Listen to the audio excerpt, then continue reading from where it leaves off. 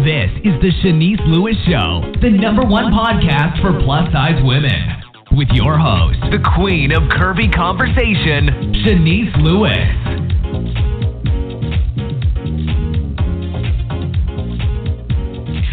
Welcome to the show. I'm your host, Shanice Lewis. Today is Monday, March 18th, 2019.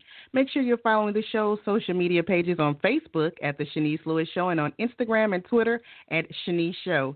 You can also subscribe and listen to the show on iTunes, Google Play Music, Spotify, iHeartRadio, or your favorite podcasting app. Today we have a very special guest on the show, Tulin Emre. Coach Tulin is the plus-size health and fitness motivator. She advocates for those starting or re-engaging in fitness from a place of self-love and has been helping women on their journey for over 20 years. She is a respectful disruptor in the health and fitness industry who has worked tirelessly to have plus-size bodies on the fitness journey seen, voices heard, and to show we are more than a before. She not only works with plus-size women, but well-known fitness professionals as a peer in the fitness industry. Her mantra and hashtag, Fit Has No Size, is dedicated to bridging the gap between those that are plus-size on the journey and the fitness industry. Coach Tulin has shared her message on stages across the U.S. and Canada and has over 300,000 followers on social media and millions across the globe on the power of exercise modification and creating a healthy relationship with fitness that aligns with how people want to feel, forever removing the ideal that fitness is punishing. Coach Tulin is a social media fitness influencer, having recently been featured in the mainstream fitness program Proving Grounds, shared her passion on Fabletics campaign and Land Brand, and we're so excited to talk to her today. Let's welcome Coach Tulin. Hey, Shanice, how are you? Congratulations on all you've done with your podcast over the years. Thank you. I'm still hanging in there. You are rocking. You are a trailblazer. Thank you. And I'm so excited about your brand because your brand is booming. But let's start from the beginning. Now, some might not know that your career started as a plus-size model. Now, tell us some of the things you did in your former life. You know, it's funny. Yes, I started as a plus-size model, and when I was coming up in this, I was battling PCOS big time. I had male pattern balding. I had, extreme weight gain. I had hormonal issues. I had heavy bleeding. I had a lot going on. And I remember, to make a long story short, for me, it was always about getting back to my health, whatever that looked like. And I was tremendously impacted by the media's portrayal of what beauty and what acceptable was. So prior to my PCOS, I had nosedived into anorexia, later leading to binge eating, self-harm, things like that. So when I eventually became a plus-size model, I had gotten into boxing. And so at one point I boxed on and off for about 10 years of my life, sparring in the ring. My hair had kind of grown back. And I remember for me it had always been about Fit Has No Size, which is my hashtag Fit Has No Size. And I've been fighting for this since I was 16 years old. I'm 45 years old today.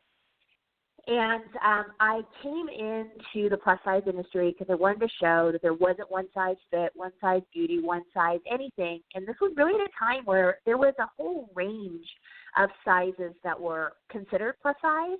And there wasn't a 2+ or not plus enough. It was about women that were coming together, learning to love themselves and celebrating themselves as they were outside of traditional media. And that's where I started as a plus-size model, and I loved it. I learned so much about myself. I learned so much about the industry, and it was an amazing experience. And now I'm kind of tapped back into it again, but kind of as an influencer, not as a model. Because, Instagram is my agent, and I'm proud of that because I've connected with some amazing brands through that. Awesome. So you made a dramatic change with your lifestyle, kind of out of the blue. So what was it that made you want to change? Because there are a lot of people that are sick with different illnesses, on a lot of medication, but they don't do anything to change. So what was it for you that triggered this lifestyle change? Well, it's when so I was always the girl that avoided PE. I was not the athlete. I used to wrap myself in saran body experience. And my husband and I went through a very difficult time in our life. And, I don't even know, it was during the time when you and I first connected. We were just kind of trying to come out of it. My husband and I went broken homeless, and we lost everything that we owned, everything, 2 little boys, husband's multiple sclerosis, couldn't walk for 2 years, and we tanked. And we gained about 280 pounds between the two of us. I'm really competitive. I gained 180. He gained 100. And even this vast knowledge of, how nutrition plays a role in our lives, we intentionally turned to foods because healthy foods were, quote unquote, too expensive. And it was also what we were doing. It was a form of self-punishment. And as I progressed in this, my health got worse and worse and worse, and we didn't have health insurance. So the only thing we had was our own ability and to try to come through this. I remember watching my husband on his knees working out in our hotel room that we could barely afford. And he inspired me because I saw something about the power of modification. I used to eat a lot of Chinese food in front of him, an extra large Coke at McDonald's. And I tell him to hurry up because he's in front of the only TV, and I was just really angry at life. And the angrier at life I got, the more I allowed other opinions to define me, the more I let other people's ideas of what I should and shouldn't do define me. I became less and less my own person. It was like being kicked when you're down. And I remember being in New York City and having a hard time walking up a city block and having to sit a lot and having difficulty breathing and having to hold pillows in my arms to keep my chest open and unable to lay on my back or walk up the steps, let alone play with my kids, and high blood pressure and just everything that could, type 2 diabetes, everything that could go wrong. And I recognized that I played a role in this. I thought, well, what if I just started making a shift? And so I did. And I didn't have much of a following. I was already broken. And I decided to start taking care of my health while I was in the plus-size industry, now in a different role. And I started making changes and started just sharing my journey online. I was told, you shouldn't share your journey. It's bad for plus-size women.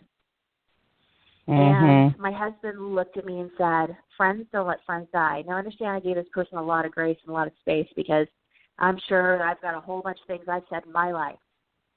But the bottom line was I was unsupported, and I needed to figure out how to support myself, as broken as we were. And that was the catalyst, because I couldn't live the rest of my life this way. I wasn't going to live much of my life.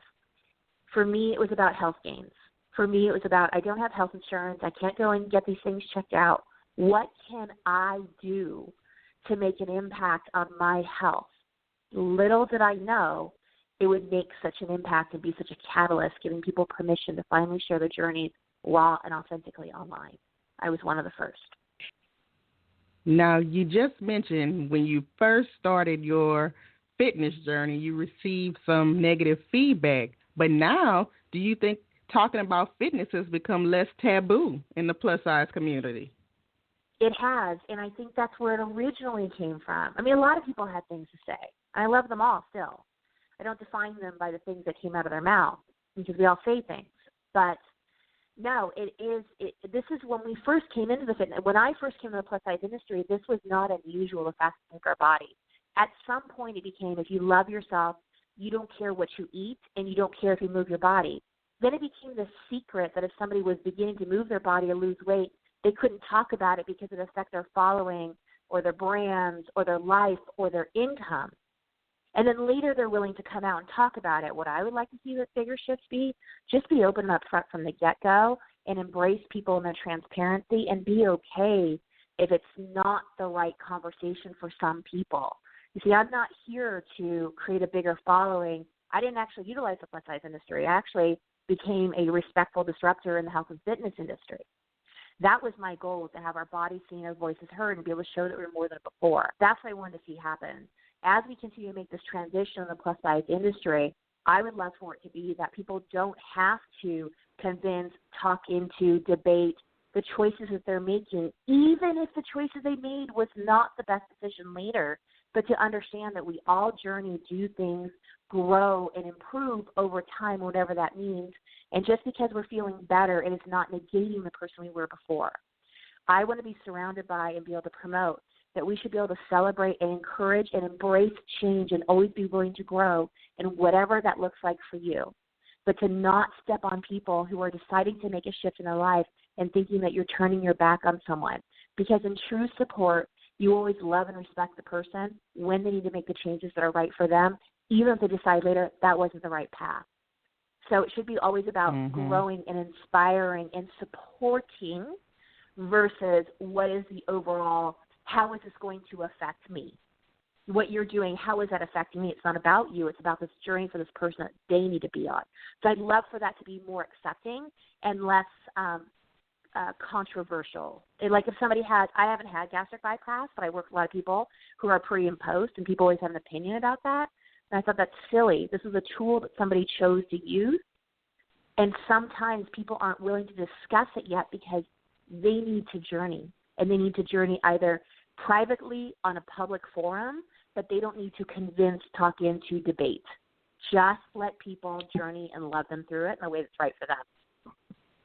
Now, that's interesting you mentioned that because that was one of my questions for you. You lost 100 pounds the natural way. Now, how long did it take you to lose that the natural way? Because it's a lot of influencers who do get the weight loss surgery, do not say it publicly, but then pretend like they're working out and losing weight so fast. Well, here's what I've learned about those that I've worked with who are they get so much judgment. They get so much judgment, and my heart really bleeds for them because they're just trying to make the right choice. Do I think that was the right choice for me? No, it's not.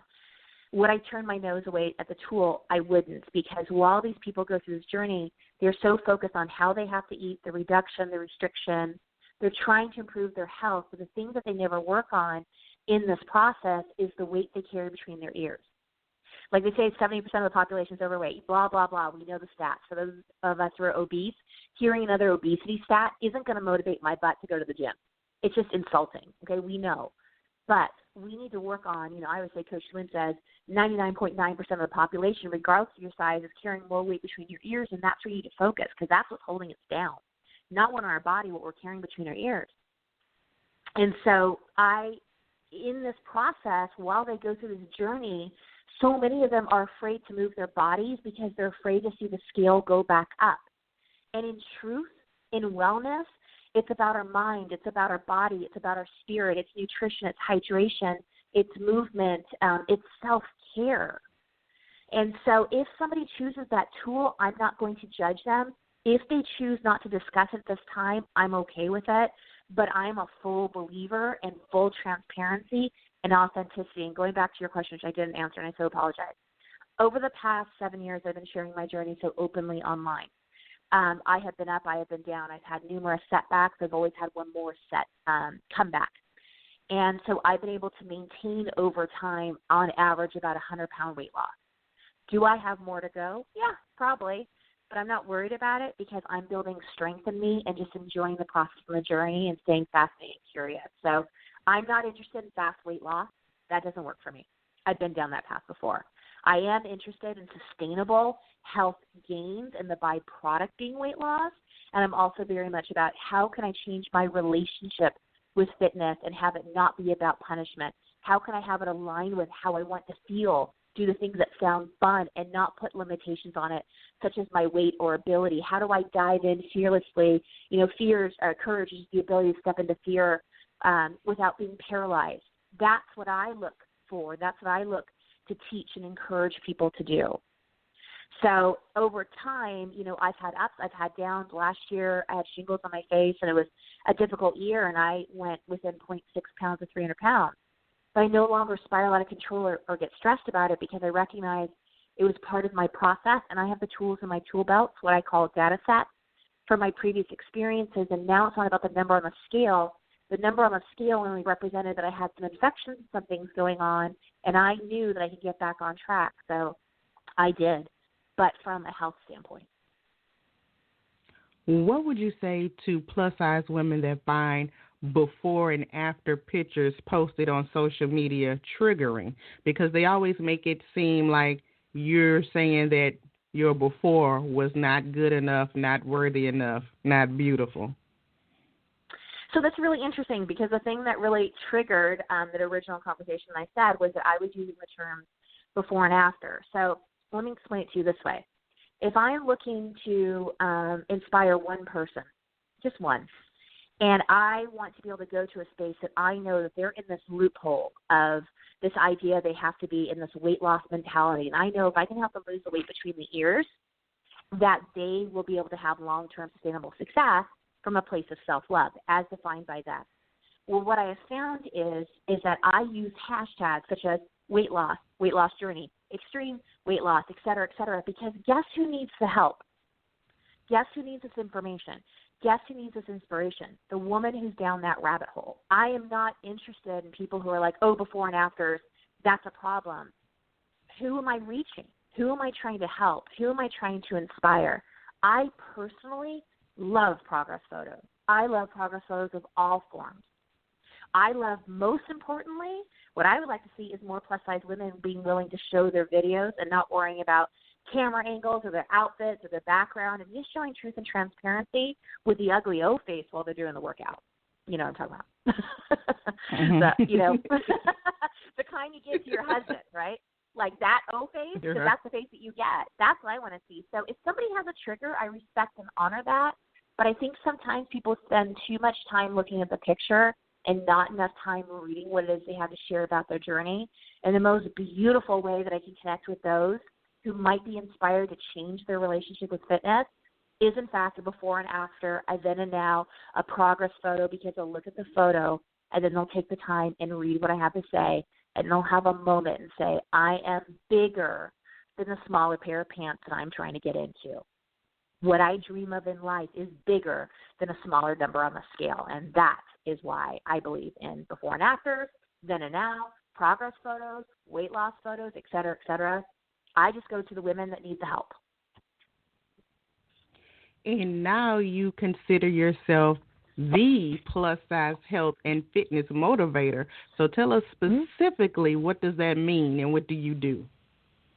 So the reason why I call myself the plus-size health and fitness motivator and why I love inspiring other people, there's been so many people that kind of just like tore that away, right? And that bothered me at first. I'm like, well, come up with your own like thing that inspires you that you utilize. And then I had to get my ego out of the way and say, why does that bother you? Why does it bother you that other people call themselves a health and fitness motivator? What bothers me is that when people just take and make it their own, but they don't come from a place of authenticity. But that's not my place to judge them. So I had to take, why do I call myself the plus-size health and fitness motivator? To be perfectly frank, when people didn't have the balls to be open and transparent and authentic in their journey and be willing to go and share it, but instead try to hold people down and sugarcoated it and filtered it and only were able to show it in certain elements because it might destroy a friendship, I am the health and fitness motivator for plus-size women because I was willing to do it when other people were unwilling to, transparently, and I stand very much behind that. Now, when you help people, yes. Now, when you help people, what is more important, eating right or exercising? So here's the interesting. The most important thing is what you think, how you think about yourself. That's where it actually starts. The rest of it doesn't matter. I would be foolish to say that nutrition and fitness together, hand in hand, don't play a tremendous role. They absolutely do. But a lot of times when we start going down this nutrition path, we begin to have our past experiences. We come from a place of feeling deprived. We come from a place of self-punishment, feel like we're missing out. And I don't think that's the best place based off of what I've seen the women I worked with, for most of those women. Not for everyone, for most. When you can connect somebody with fitness from a place that fills them, that was fun. Like, Shanice, what's something you like to do or you've always wanted to do? I like to swim. Okay. So do you have a hard time getting up and going swimming if you like to swim? There might be days, but overall. Yeah. I mean, if it's a fun time with other people, then that makes it fun and exciting. But if I had to just do it every day, the exercise, I don't know. Well, and here's the thing. Okay, so then I would say, if somebody said that to me, I've always wanted to swim. That sounds like fun to me. Well, what's holding them back from swimming? They have some limitations. Could be any number of things. It could be the fact they have to be in a bathing suit in front of other people. I'm like, oh, wear the bathing suit, right? So for me, when I can have them attach it to how it is that they want to feel, the motivation comes naturally. Motivation by definition is just the general desire to do something. That's all it is. We put way too much weight into that word when it's just this light, fluffy thing of I just feel like doing it. And so when I help people start from fitness, I'm able to help them recognize on a cellular level how moving their body can actually make them feel in a positive way. I like to call it hacking your happy. Those are not my words, but I like to call it hacking your happy because when we begin to move our body over a period of time, even by just turning on music and just moving our body the way we want to for 2, 3, 5 minutes, it will begin to make a shift in us on a cellular level. And so I begin to connect them with that feeling, with that movement, to how it is they want to feel. So now I layer in the fitness, and I help them layer up through the power of modifications, whatever it is. Then you start bringing in nutrition by just adding in traditionally healthy foods, change nothing else. Doesn't matter if, somebody says that's not keto, that's not, I'm not interested in all that. Just add in traditionally of the earth healthy foods. Just add it in. If you want a banana, have a banana. If you want a piece of shrimp, have a piece of shrimp. Just add it in. And what happens is, and there's actually an article that just came out in Time Magazine about this, which I'm so excited about, when people naturally begin to add fitness into their lives, the nutrition naturally begins to shift. So now they can begin to layer the nutrition changes in their life without feeling deprived and without diet culture. Nice. Now tell me about this Fabletics campaign you were in. That was so cool. I've been very, very blessed to work with some well-known big brands as a voice of influence. And I got to work with Fabletics on a deeper level and actually was able to help them be able to see how they can better connect with those of us on our journey through the models they are using. Now, I'm not a big believer in there should only be one size plus. I just thought there should be more representation of different sizes. And so they brought me in to be a part of their 5-year campaign. And what I loved was they knew I was involved. Their 5-year campaign. I did it with Kate. It was a whole month long. And I was very excited because when I saw their mood board when it came in, it was all the photos of me jumping, moving, doing things with my body with a bra top on, just in pure joy. And that was the mood they wanted. They knew, and they said, we knew that you would be able to do that. You were the girl to do this because I want to move my body. I want people to see what it's like to move a plus-size body and whatever it is they choose to wear. And so, yeah, I got to do that campaign. That was really amazing. It meant a lot. Nice. And what's the biggest size Fabletics come in? Can I fit in it? I don't know. You'd have to look at the measurements. They go up to 3X. And okay. There are some other things like their Solar high-waisted that I actually will get in a smaller size because I want the extra compression. And what I love about what Fabletics does is they offer the size range from a double X, I think it's an XX small, to an XXL, and then they do a 1X to a 3X. The reason why it's so brilliant is because some of us, as we transition in whatever, we're moving our bodies, so our body shifts and changes. And that's what I mean by transition. Sometimes we're still considered tradition. We are plus size. I am very much plus size. But sometimes we need a little bit of a smaller waist or a little less someplace else, or because we have skin issues that we need that extra compression. And so I love that they offer the XL and the XXL because for those of us that have had bodies that have, gone through some of these changes, it gives us more options. So Fabletics is one of those brands that can really take you through whatever you're going through, whether it's you've gained, you've lost, or whatever it is, whatever your journey is, it's a brand that is there with you in this process. So I love that. And they're amazing corporate culture. Oh, my God. Amazing. They really love their women, and that's important to me. And you're also involved in Proving Grounds. Now, what is this? I'm not familiar with this company. Okay, so Proving Grounds is a Beachbody workout that came out, and the creator of the program, Chris Downing, asked me to be a part of it. He asked me to be the modifier, and if you haven't gotten to know Chris Downing, you need to. What an amazing heart. And a lot of times people say, well, we don't want to pigeonhole you as the modifier. I'm like, no. I want to do this. And so when they asked me to be the modifier, I said, they took some of my suggestions and some of the modifications. They were fantastic. But when I became the modifier for that, I said, what was I looking for in my day one self? What did I desperately go searching online? What did I need to see? what did I need to know that I could do? And Proving Ground is actually can I say a badass workout? It's a tough workout. It's a next level workout through a program called Shift Shop. And so I said, if I were on my journey, what would I need to see? So instead of showing how great I can do these moves or how great I can move my body, which I'm very proud of, who did I need to see when I started on my journey? And it was very interesting because I was on set. We were shooting up in Malibu above the cloud line on an AstroTurf on a hot day. And the cast and crew were amazing, making sure, weather changes, things like that, we'd be comfortable. Well, we were all getting struck down by the heat. And I just remember saying to myself, not me. This is the first time I've seen a plus-size woman breaking ground in this kind of a video, this kind of a workout.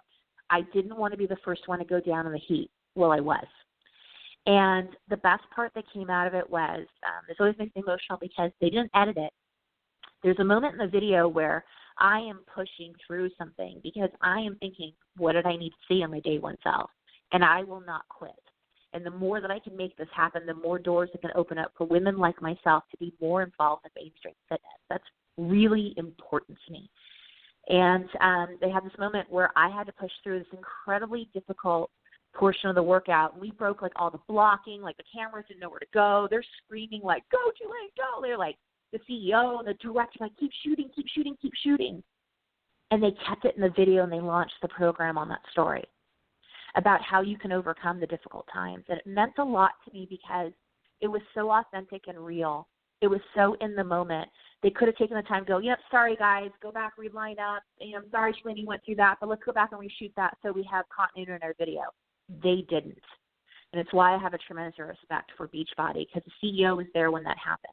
And him and the director made sure that portion stayed in the video.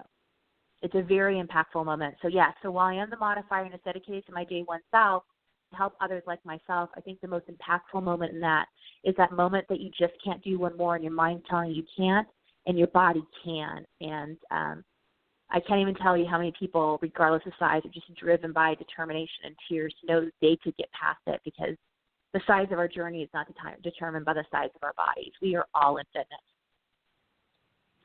So to get this video, I guess you download it from somewhere because you don't really get hard copies of things anymore. It's through Beachbody On Demand. They have tons of videos on that. Okay. It's through Beachbody On Demand. Yeah. So, I've worked out on stage with Shaun T. I've worked out on stage with Chris Downing, Autumn Calabrese. I have some really amazing relationships now in the health and fitness industry on a peer level, and it just means a lot to me.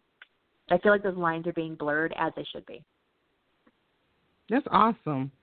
Tell me about your new hashtag, Fit Has No Size. Or maybe it's not a new hashtag, but you have a new podcast that goes with it. Mm-hmm. I have the hashtag Fit Has No Size.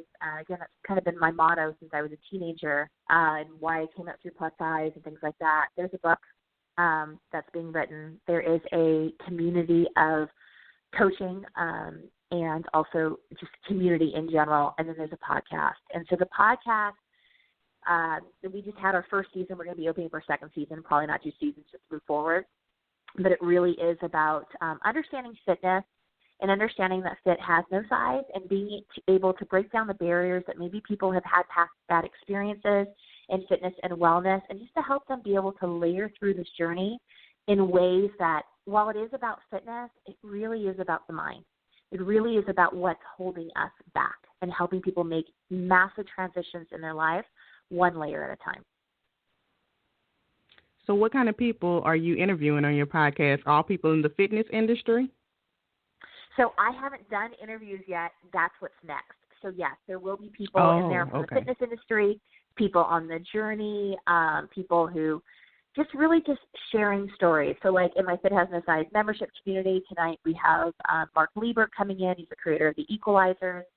And we did some he's very well known in the fitness industry, and we did some videos. And I remember when we were doing them together, it was something that I thought was a modification. And he actually was explaining it, how athletes, this is actually an exercise for athletes. And he said this allows them to get a deeper range of motion, et cetera, et cetera. And that was really important because people often think that a modification is less impactful or less of a workout, and it's not. It's just fitness and layers that you can add to and remove. They empower your workout. So tonight, in my Fit Exercise membership community, we're actually going to be diving into that topic to break down the barriers that people have with this idea of exercise modifications. Because listen, this idea that exercise modifications have to be a slowed down version of the exercise is silly. That's harder. There's so many other components to think about. So, bring in people who honor and value and I have a relationship with that I've vetted, that understand this woman, this journey, and coming from a place of passion and no judgment. Really important. So we will be having interviews, but I have not done that yet. What is the ultimate goal with your career and brand?